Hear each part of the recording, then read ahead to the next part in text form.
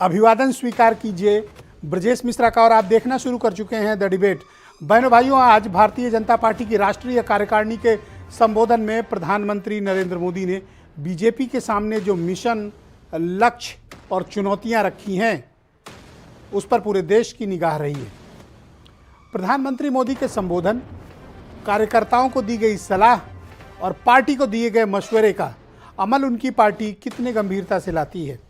जिन मुद्दों को उन्होंने छेड़ा वो मुद्दे कितने प्रासंगिक, बीजेपी के लिए कितने रेलिवेंट और विपक्ष के मुकाबले के लिए कितने कारगर होंगे, आज की हमारी परिचर्चा इसी विषय पर आधारित है।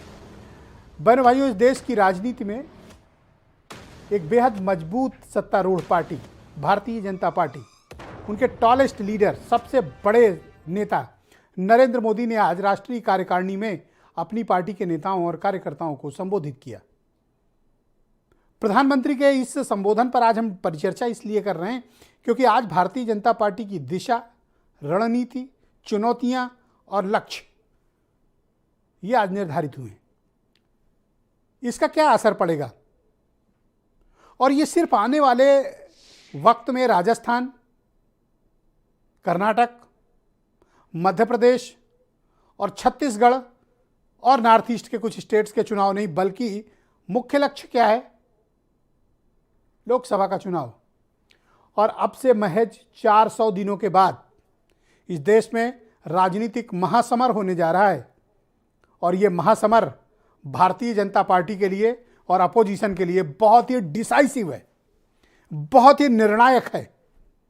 और इस बार का चुनाव भारत की राजनीति को एक नई दिशा देगा। मैं ये शब्द क्यों कह रहा हूं कि ये नई दिशा देगा? अगर भारतीय जनता पार्टी और उसके अलायंस ये चुनाव 2024 का थंपिंग मेजॉरिटी के साथ जीतने में कामयाब हुए तो इस देश में विपक्ष लगभग मृतप्राय स्थिति के लिए होगा, बहुत ही कमजोर हो जाएगा और फिर वो कभी सत्तारूढ़ दल को चुनौती देने की स्थिति में लंबे वक्त तक नहीं रहेगा। और भारतीय जनता पार्टी लंबे वक्त पर इस देश में केंद्रीय सत्ता और राज्यों की सत्ता पर प्रभावशाली उपस्थिति दर्ज कराएगी। अगर ऐसा हुआ तो विपक्ष का सब कुछ स्टेक पर है, सब कुछ। विपक्ष के नेता, विपक्ष की नीतियां, विपक्ष के दल, इनका सब कुछ दांव पर है। अभी नहीं तो कभी नहीं। डू और डाई, करो या मरो, या अचीव करो या फिनिश। 24 का चुनाव बहनों भाइयों बहुत ही निर्णायक और इतिहास में 2024 के चुनाव को हमेशा याद किया जाएगा। जब भी इंडियन डेमोक्रेसी पे किताब लिखी जाएगी 24 के चुनाव का बहुत अहम पड़ाव माना जाएगा। मैं इस बात पर बार बार जोर दे रहा हूं। क्यों? भारतीय जनता पार्टी अपने पीक पर है, स्वर्णिम काल, जिसे वो अमृत काल भी कहने, पीक, चरम। और विपक्ष अपने अवसान के चरम पर है, यानी लोएस्ट छू चुका है अपोजिशन। What next? अब आप देखिए कि प्रधानमंत्री नरेंद्र मोदी को मुकाबले में कौन व्यक्ति खड़े हो रहे हैं? राहुल गांधी।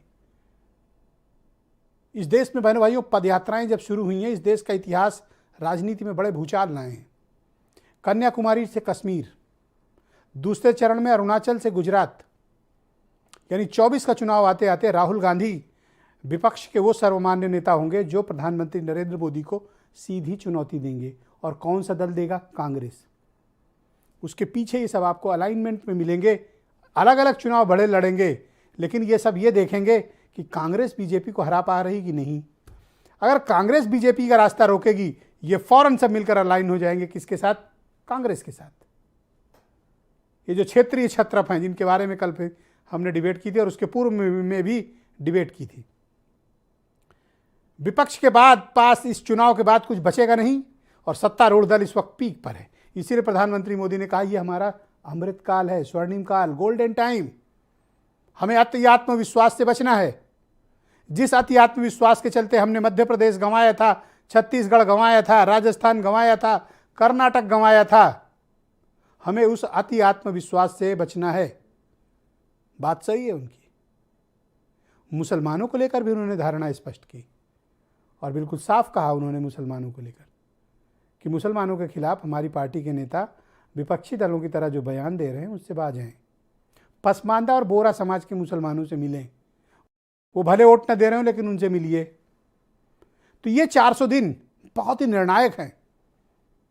आज से ये मान लीजिए कि युद्ध की दुदुम्बी बज उठी है और इस देश में राष्ट्रीय चुनावों को लेकर भारतीय जनता पार्टी ने पहली स्ट्राइक की है, पहला आगाज किया है। राहुल गांधी तो पहले से सड़क पर हैं, वो तो युद्ध का ऐलान कन्याकुमारी से कर चुके हैं। तो इस बार क्या होगा? तो बहनों भाइयों 2024 बहुत निर्णायक होगा। आज की परिचर्चा इसी पर है, कुछ स्टेटमेंट सुने आप। हम सब की अनंत शुभकामनाएं श्री नड्डा जी के साथ है। उनके नेतृत्व में पार्टी ने अपना पैंट भी बढ़ाया है, प्रसार भी बढ़ाया है और यश भी प्राप्त किया है। नड्डा जी के योगदान को पार्टी आज इसकी अनुमोदना भी करती है और उसको स्वीकारते हुए इनके कार्यकाल को जून 2024 तक बढ़ाती है। राजनीतिक दल का ये काम है कि वो अपने पार्टी के लिए तैयारी शुरू करे और तैयारी करे।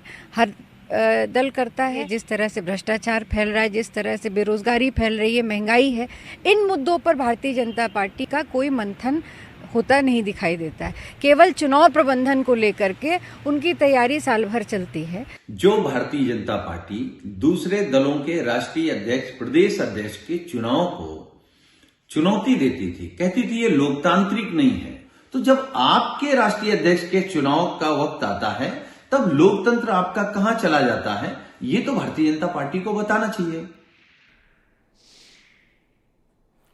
तो बहनों भाइयों, आज की इस परिचर्चा को आगे बढ़ाते हैं और मैं प्रारंभ में भी बता चुका हूं कि आज की परिचर्चा राजनीतिक रूप से बहुत ही दिलचस्प है। हमारे साथ भारतीय जनता पार्टी से आलोक